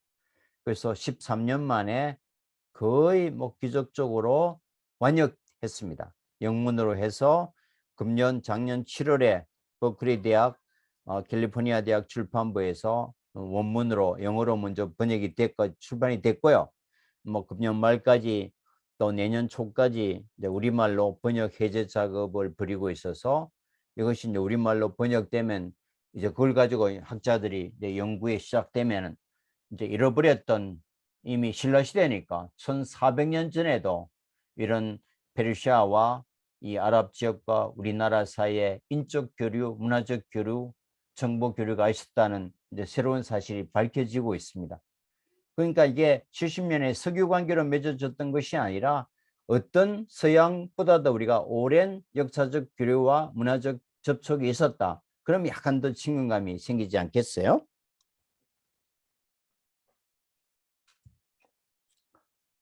시간이 다 됐습니다만 그래도 한 5분 뭐 여기까지 왔으니까 뭐 이 시대 최고의 또 여러분 지성으로서 또 이슬람이라는 종교가 어떻게 생겨 먹었는지 한 3분 내지 5분 팁으로 설명드리고 마무리하겠습니다. 자, 이슬람은 알라를 믿는 종교고요. 알라는 코란에서 4가지 속성을 갖습니다. 절대자이시고 전지전능하시고 유일하시고 우주를 창조한 창조주를 알라라고 얘기합니다. 기독교의 하나님과 뭐가 다른가요? 완벽하게 일치합니다. 하나님이 2분 있을 수는 없잖아요. 다만 하나님을 받아들이는 신관과 하나님께 다가가는 구원의 방식을 달리했겠죠. 아랍에도 2150만 명의 아랍 크리스천들이 있습니다. 시리아 교회에서 제가 찍은 건데요. 오른쪽이 알라이고 가운데 십자가가 있고 왼쪽에 무합바는 사랑한다는 뜻입니다. 직역하면 주님 하나님은 예수님을 사랑하신다. 기독교의 상징이잖아요. 전 세계 아랍 크리스천들이 다 주님 하나님을 알라라고 부르고 알라라고 표기하고 있습니다. 제가 우리나라에서 아랍어판 성경 콜렉션을 제일 많이 가지고 있고 그래서 제가 성공회대학 석자 교수로 가면서 제 콜렉션이 지금 성공회대학 도서관에 이수 교수의 이슬람 코너가 만들어져서 거기다 기증을 했습니다. 누구나 볼 수 있습니다. 제가 가지고 있는 거의 대부분의 아랍어판 성경에 다 주님 하나님을 거의 대부분 알라라고 번역해 놓았습니다. 세계에서 기독교의 하나님과 이슬람교의 알라가 다르다고 주장하는 매우 드문 나라가 우리나라입니다. 못 견뎌 하셔요. 뭐 그거는 뭐 종교적인 문제니까 우리가 탓할 건 아니고 다만 같은 하나님을 믿는 이제 종교가 왜 이렇게 철전지 원수처럼 찢어지고 적대시하는가 그 배경만 이해하면 쉽겠죠. 이런 이제 옳고 그름의 문제가 아니고 각고 다름의 문제잖아요. 또 교과서에서는 또 그렇게 가르쳐. 우리나라 교과서에서는 유대교, 기독교, 이슬람에서 3대 일신교라고 가르쳐요 또. 자, 뭐 시간 없으니까 잘 들으십시오. 아담과 이브의 창세기, 노아의 방주, 아브라함의 이야기, 모세의 출애굽까지가 구약이잖아요. 창세기부터 구약까지는 세 종교가 성서를 공유합니다. 물론 미세한 해석의 차이는 당연히 있겠지만 성서를 공유하다가 신약 시대에 와서 예수 그리스도를 신학적으로 어떻게 받아들일 것인가 여기서 서로 나뉩니다. 즉 유대교는 예수 그리스도를 버렸습니다. 혹세무민한 위선자 사기꾼으로 보고 로마를 압박해서 골고다 언덕에서 예수님의 십자가 처형을 유발합니다. 왜? 예수께서 오셔서 만민평등과 보편구원을 설파하셨잖아요. 그게 놀라운 새로운 메시지인데 그 당시 유대인들은 바리사이를 중심으로 하느님께서는 핍박받는 유대인 백성들을 선택해서 구원해 주신다는 확고한 유대인 선민사상을 가지고 있었는데 아니 예수께서 오셔서 민족과 계급과 출신 상관없이 모든 사람이 하나님 앞에 평등하고 누구나 하나님을 믿으면 구원받는다는 이 만민평등과 보편구원이 자기의 기득권을 결정적으로 침해했고 자기가 기다려왔던 메시아로서의 그 고통을 참아왔던 존재 가치가 사라지잖아요. 말도 안 되는 소리였죠. 그래서 예수를 버리고 십자가 처형을 유발하고 예수의 자리는 없습니다. 위선자 사기꾼일 뿐이죠. 유대교에서. 그래서 모세가 가져왔던 토라, 구약 중심으로 완성한 게 유대교입니다. 이걸 일상생활에 해석한 해설서가 탈무드입니다. 기독교는 니케아 공회 이후에 삼일제서를 정통 교리로 받아들이면서 예수께서는 하나님의 독생자로서 완전한 인성과 함께 신성까지를 함께 부여하잖아요. 예수님의 신성과 신격화가 이루어지고 인간의 원죄를 대신 사하시기 위해서 십자가 대속 당하시고 3일 만에 부활하시는 기적을 보여줌으로써 오늘의 기독교가 존재합니다. 원죄, 십자가, 대속, 부활 하나로도 부정되면 기독교는 존재하지 않죠. 뭐 교회 안단에도 기본적으로 다 아시는 거고. 그럼 이슬람교는 유대교와는 달리 예수 그리스도를 버리지 않고 받아들입니다. 받아들이되 한 줌의 신성도 갖지 아니한 순수한 인성 예수 그리스도로 받아들이고 존경하는 겁니다. 즉 하나님의 복음을 인간 세상에 충실히 전파한 오류를 범하지 않는 최상의 인격체, 하나님이 가장 총애했던 예언자, 선지자로 예수 그리스도를 존중하는 겁니다. 예수를 버렸는가 유대교, 예수를 신적인 존재까지 추앙하는가 기독교, 예수님의 훌륭함을 인정하지만 성모 마리아에서 태어난 인간이기 때문에 그분을 우리가 신으로 모시기는 어려워 최고의 인성으로서 존경하고 모시겠다. 이슬람교. 명확하게 이해가 되시죠? 그래서 이제 코란 속에는 구약의 내용은 거의 다 들어가 있습니다. 신약은 어떻게 했어요? 예수님의 신성 부분은 배척하고 예수님의 인성 부분만 취사 선택해서 코란에 들어가 있습니다. 그리고 무하마드가 20여 년에 걸쳐서 직접 계시받았던 내용이 첨가된 것이 코란입니다.